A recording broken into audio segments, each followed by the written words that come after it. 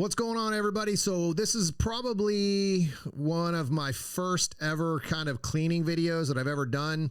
So my name's Tom Castro. Welcome to the Tom Castro Shooting Academy page. I kind of want to get into a little bit more of this, a little bit more of some of the gear that I use and how I break things down, clean them. I just broke into the open division. I have never shot open before. This is actually the third time I've shot open. This would be my third gun, shooting 3 different guns in the last 2 years. I shot a Bull Armory open gun. I shot I shot this gun before I bought it from a buddy of mine. And this is kind of a Franken gun. And then the Nationals this year, I ended up shooting a Millennium custom gun from my buddy Craig McElhaney, who helped me basically get through National, so I borrowed his gun.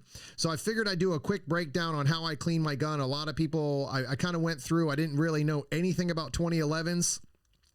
I had zero clue about how to clean one, how to take it apart. I mean, obviously I had a 1911, I shouldn't say obviously, but I had a 1911, so it's very similar to this, but different. So I kind of wanted to go into a little bit about what I did to the gun, how I changed some things, and how I broke it down.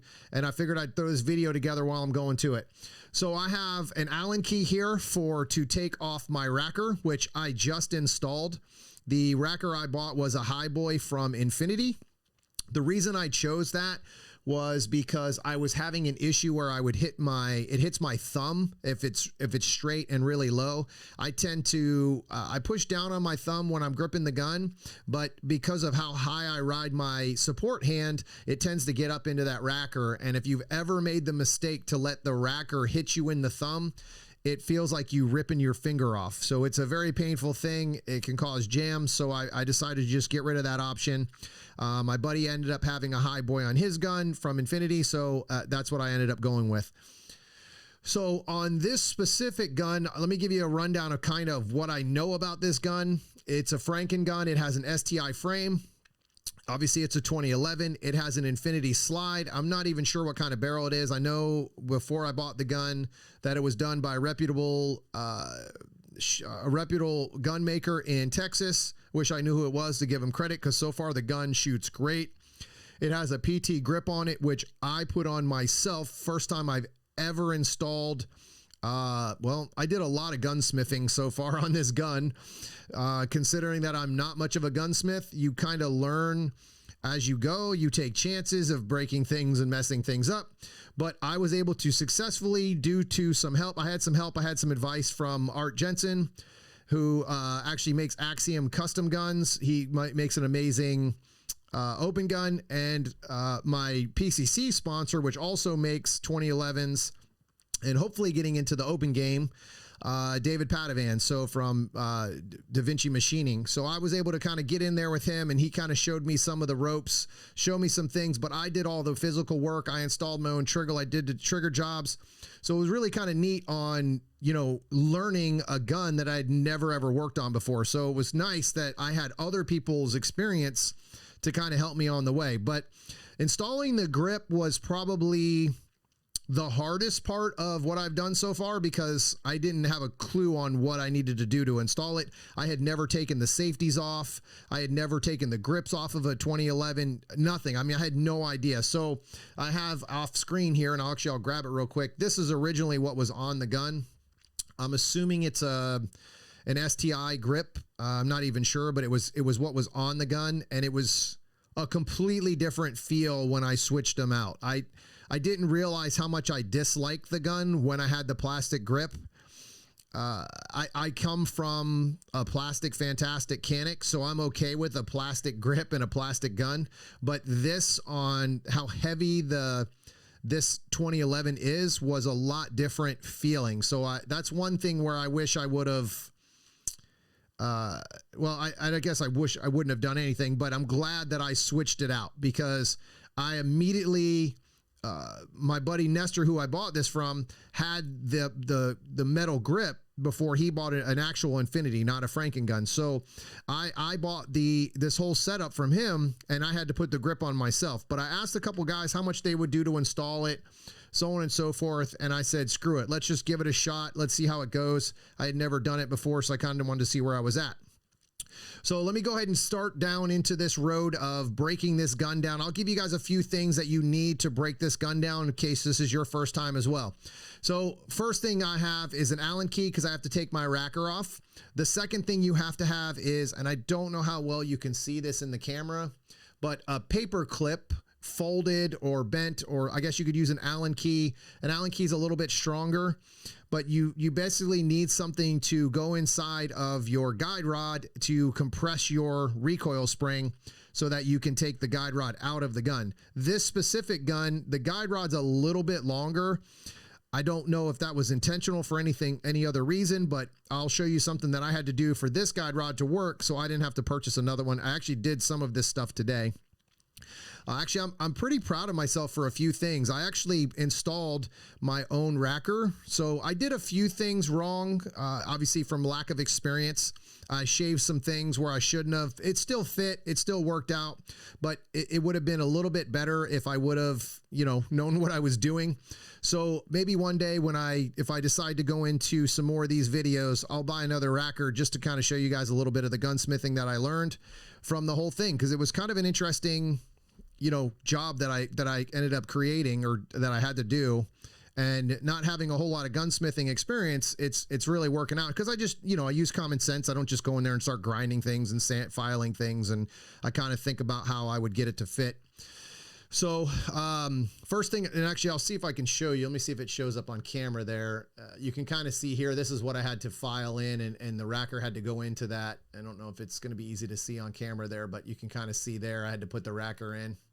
So, all right, let me go ahead and take this apart. So first thing I'm going to do is, well, let's start off with guns unloaded, obviously, hammer down. So going to go ahead and take the racker off here. All it is just an Allen key, just a set screw. And you'll kind of see in this one here how it has a, let me see if it comes into focus here. Yeah, you can kind of see there's a little pin right here, or an indentation where they basically drilled into the frame so that the racker, that screw on the racker here, should go into focus here in just a second. Coming down a little bit. Here we go.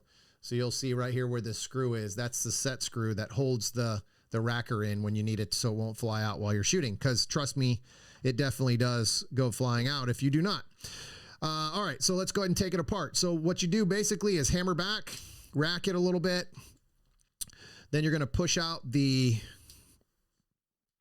is lined up, and it should fall right out. I just had a little bit off of there. Then let the slide forward, push forward, or pull the slide out. Done. There you go. There's your guns all the way apart. Now you want to compress your guide rod. And here's where I will show you some things that I had to do differently for this gun because of the way, well, again, I didn't design this or build it. I'm just going off what I already have. So you can see the hole here. You should be able to see that. Let me see if I can get closer. There you go. So there's the hole where you're going to put your paper clip in so that it'll compress your spring of your recoil spring and your guide rod. So basically what I had a problem with is where the original hole was, and you'll see I have two holes in it. Where the original hole was, let me take that back out so you can see the two holes.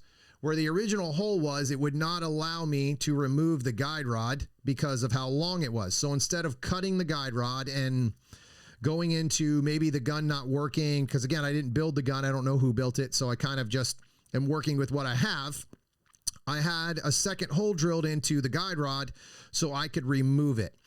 And it really works out really well. It's easy. So I just basically, now that I made a second guide rod, second hole, it allows me to compress that spring a little bit more and go ahead and that way I can compress that spring a little bit more, but it allows me to basically separate the gun a lot easier. I don't have to fight it. I didn't have to turn I used to have to take that paper clip and face it the opposite direction and fight it and try to get it out. So now this just works out really, really easily. It's very simple to take apart, just adding that second hole. It didn't damage the guide rod, doesn't weaken the guide rod. It just gives me an option to get it a little bit tighter from now on. So, all right. So from there, I'm going to drop that down and take my barrel out. And that's pretty much that simple, guys. It's really easy to take these apart.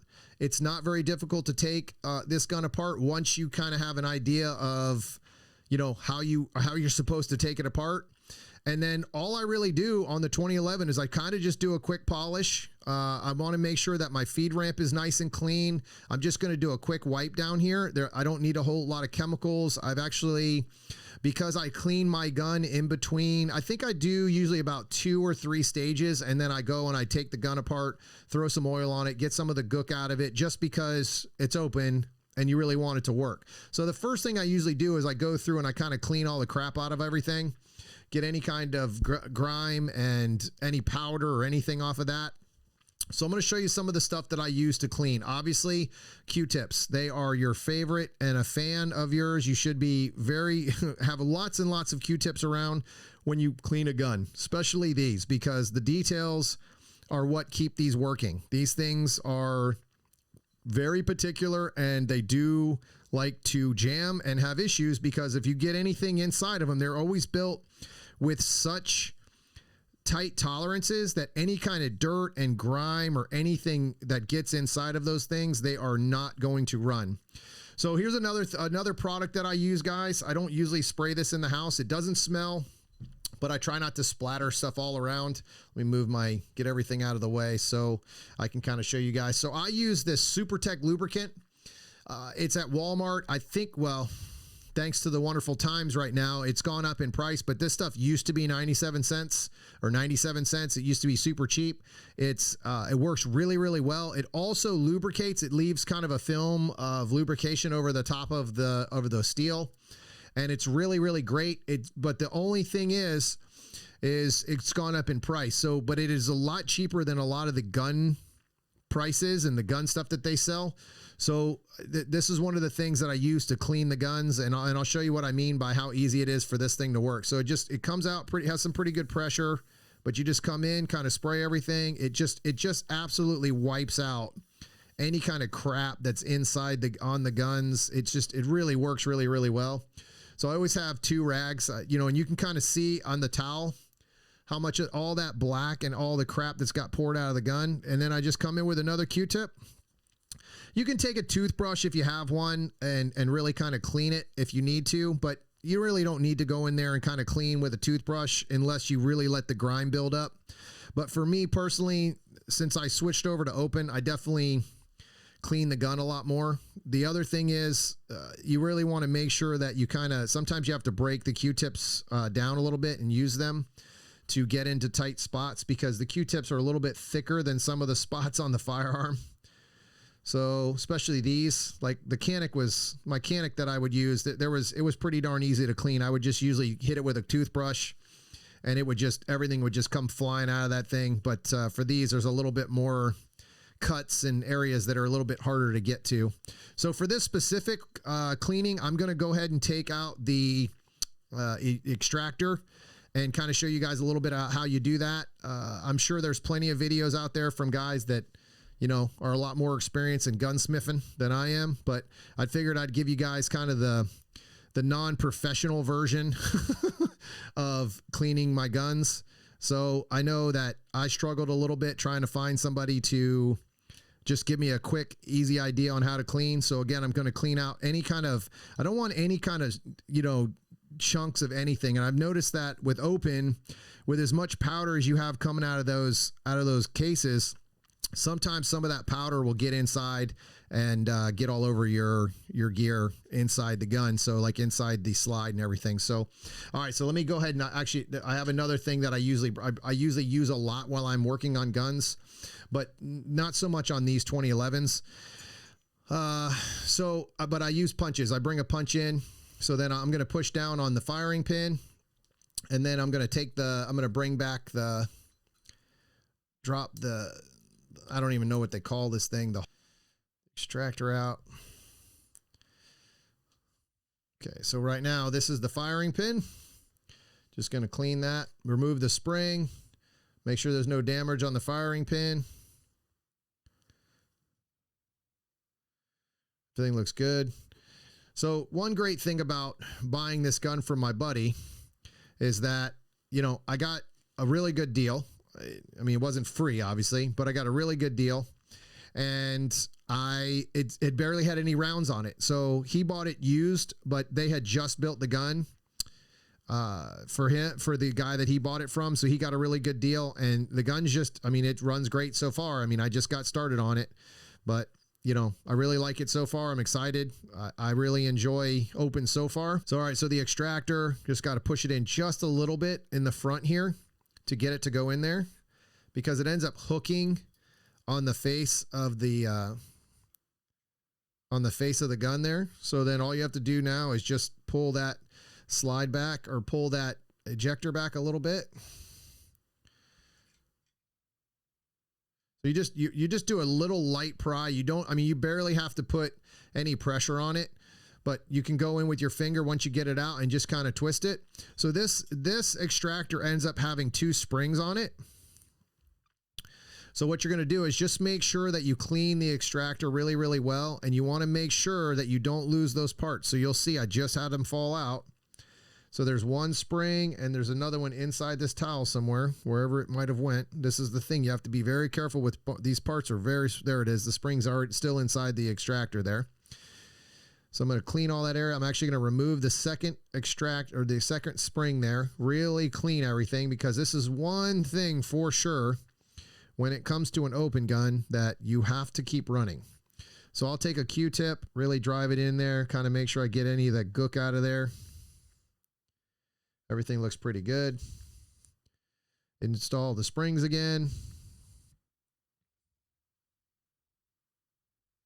So not all the extractors are the same. Again, I didn't know that. I just thought an extractor was an extractor, because coming from, you know, a production gun, a production type of gun, an extractor is an extractor. You just grab that extractor and you use it. But these are a lot different. Sometimes they have to be fitted, and it all depends. So let me show you a little bit of why I clean the ejector. So hold on a second.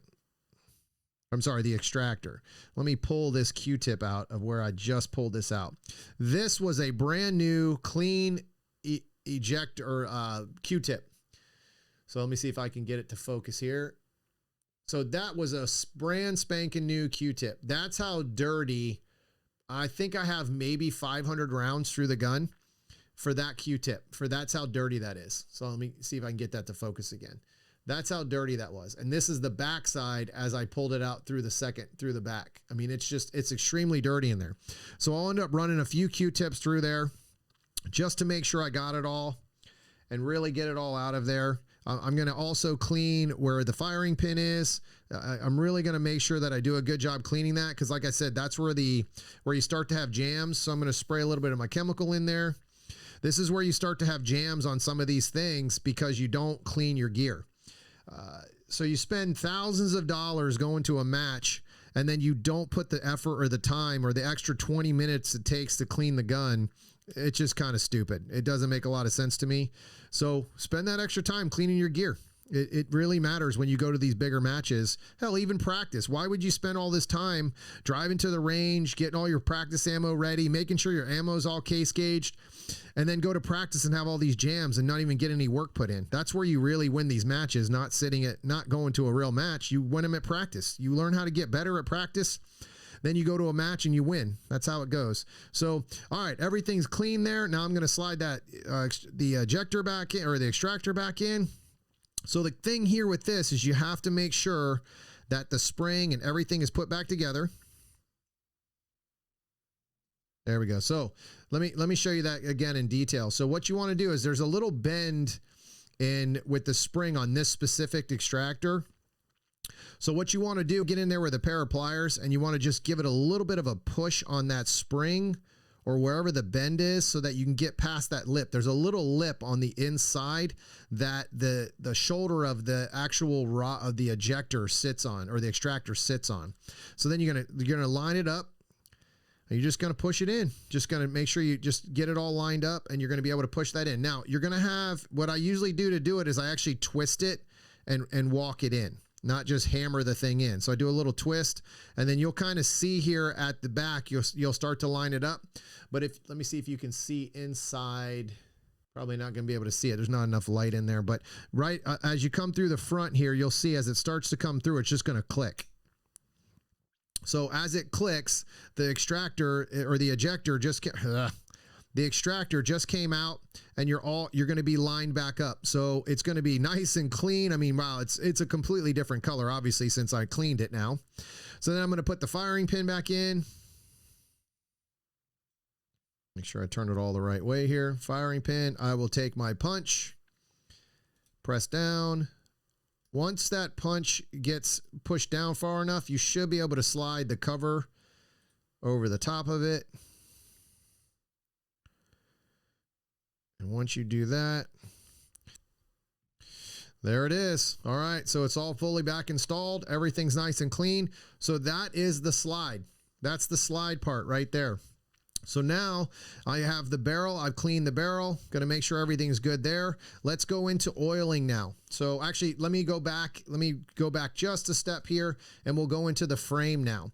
So I cleaned this a little bit earlier. I actually was, when I was doing some work on the racker, I actually took the gun apart. I had to take the gun apart and clean everything just because I knew I was going to take it apart again anyway. So I came in here earlier and did some cleaning, but the main thing here is just to go back through, make sure I did do the real full clean, because earlier I didn't do actual cleaning. I just kind of wiped everything back off. But you really don't have a whole lot in here if you maintain these on a regular basis. From the little bit of experience that I have with these, obviously there's guys out there that have been shooting open for years and years and years, and I'm not there yet. So we'll see how that goes. Right now I'm really enjoying open, just getting into this division though. So we'll see how that goes. So I figured I'd do this video again, just kind of go in here and clean real quick. So I always clean the inside of my mag well. That's one of the areas that really gets kind of gooked up from dropping mags and everything. So I always spray some of the lubricant down in there, some of the cleaner. Now, again, you don't have to use this lubricant. This is just what I personally use. Go through and kind of do a little bit of cleanup. I always go in, and on the trigger bar, you can kind of see there's a spot where it's real flat, where the trigger bar sits on from the actual frame, right behind the trigger guard.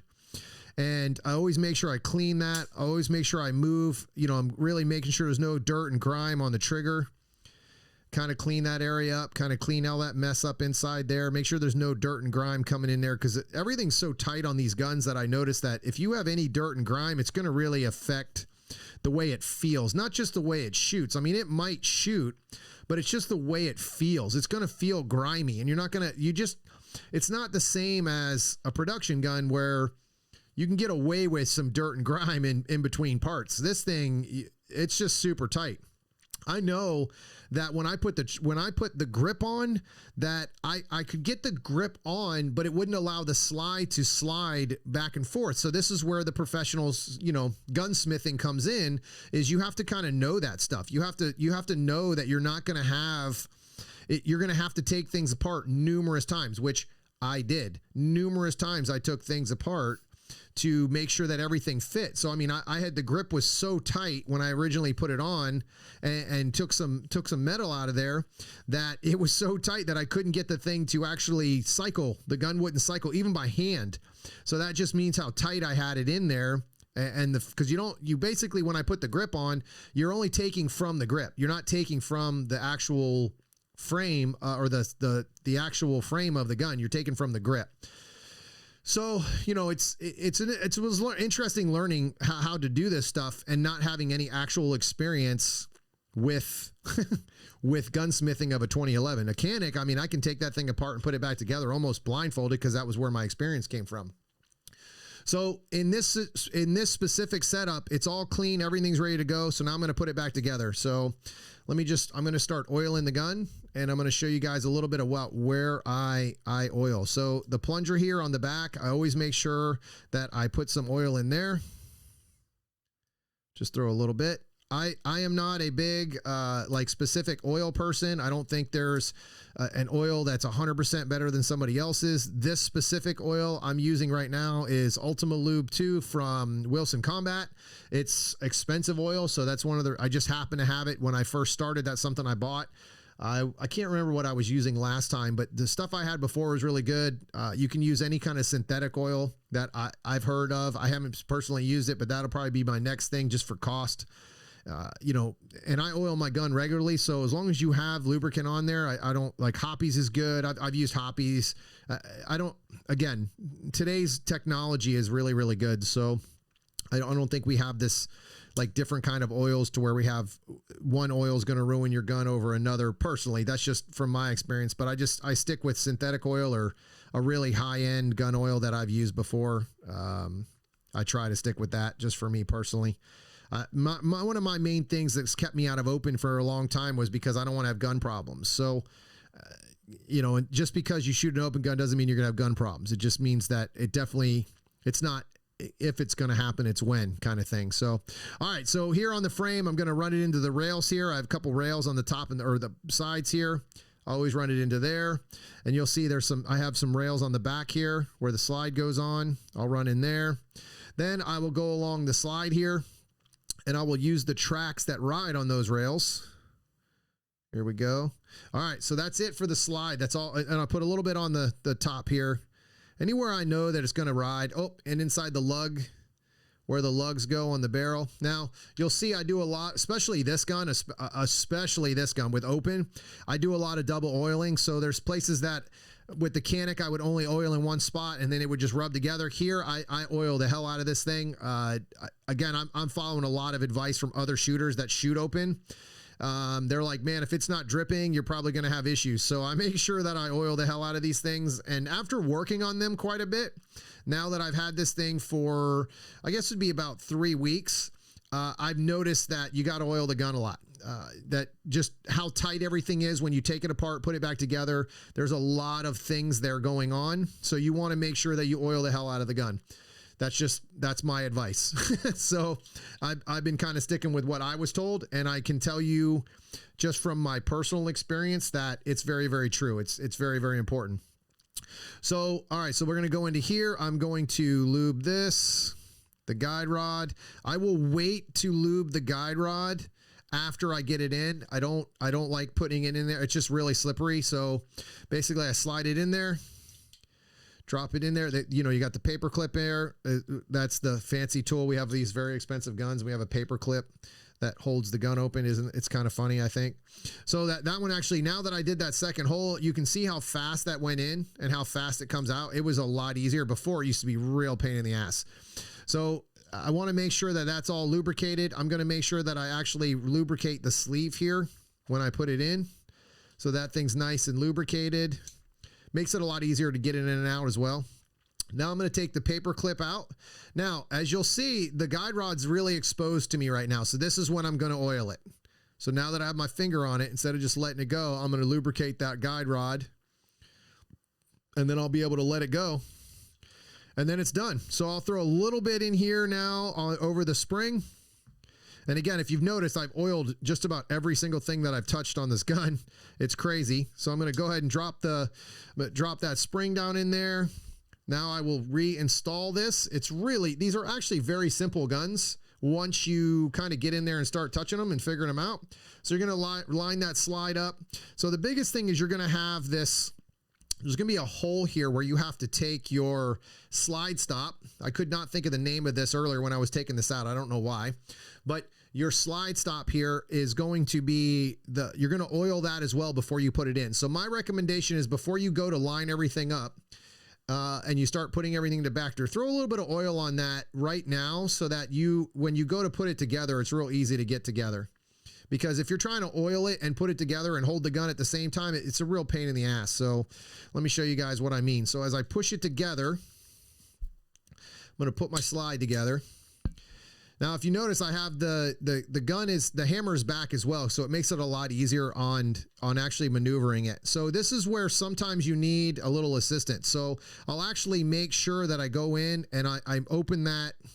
I can't remember what the name of that lug, so for the guide rod is now going to go in there. So I'll line all the holes up and everything, get everything lined up, and then the guide rod will just slide right in. Once the guide rod is in, don't push it anymore. Just wait for a second. This is where I like to take and put my racker back on. I don't even screw it on right now. I just want the racker on so I can use it as kind of a handle mechanism for myself. So now I'm going to pull it, and you'll see there's a little notch here you'll see there's a little notch right here that this lines up with. Without it, you can't really get that notch. You have to have that notch lined up. So this is one of the reasons why I like to slide my racker back in there, because it makes it really, really easy. So you're going to line that up.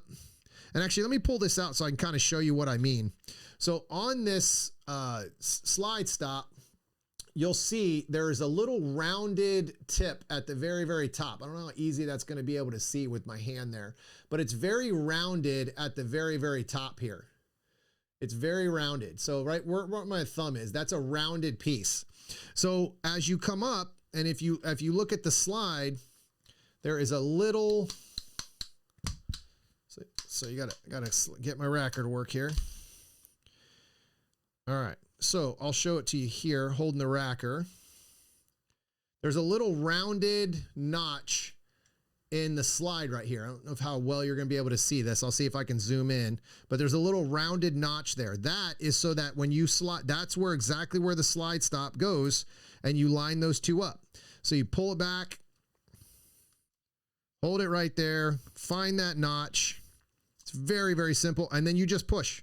It should not be a difficult, hard push, and you'll hear that click, and it's in. Your gun is back together. That's pretty much that simple. So now rack it a few times, make sure everything feels good. You're going to move that oil around a little bit, and you can really kind of see where the oil pulls up on the back of the hammer and everything.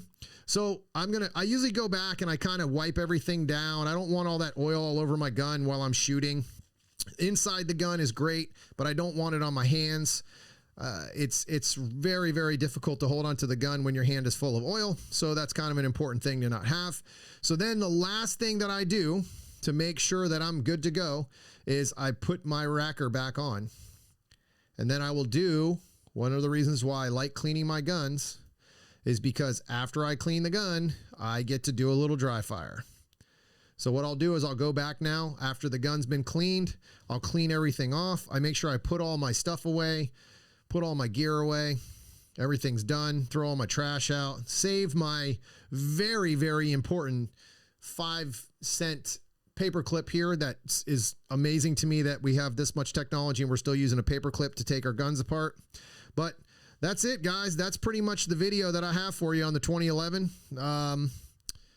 I'm pretty excited about shooting open this year, man. It's going to be an interesting thing. I haven't done it before. So now I'm going to go dry fire, get ready for my match tomorrow, and rock and roll. All right, guys, if you got any questions, hit me up in those comments, and I'll see you on the range.